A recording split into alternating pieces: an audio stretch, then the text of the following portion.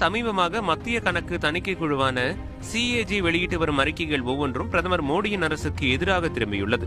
மத்திய அரசின் பாரதமாலா திட்டத்தின் கீழ் துவாரகா நெடுஞ்சாலை அமைக்க 1 கிலோமீட்டருக்கு 18 கோடி வரை செலவு செய்யலாம் என்று அனுமதிக்கப்பட்டிருந்த நிலையில் 1 கிலோமீட்டருக்கு 250 கோடி ரூபாய் செலவழிக்கப்பட்டிருப்பதாக சிஏஜி அறிக்கை வெளியிட்டுள்ளது.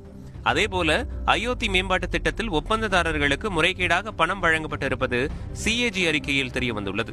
உதான் திட்டத்தின் கீழ் அறிவிக்கப்பட்ட 774 வழித்தடங்களில் வெறும் 7% வழித்தடங்களில் மட்டுமே விமானங்கள் இயக்கப்பட்டு வருவதும் சிஏஜி அறிக்கையில் அம்பலமாகியுள்ளது.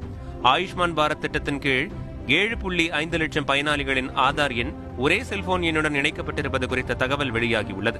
இதனை சுட்டிக்காட்டி ஆயுஷ்மான் பாரத் பயனாளிகளின் பணத்தை மோசடி செய்தது யார் என பிரதமர் மோடியிடம் கேள்வி எழுப்பி வருகிறது காங்கிரஸ் கட்சி.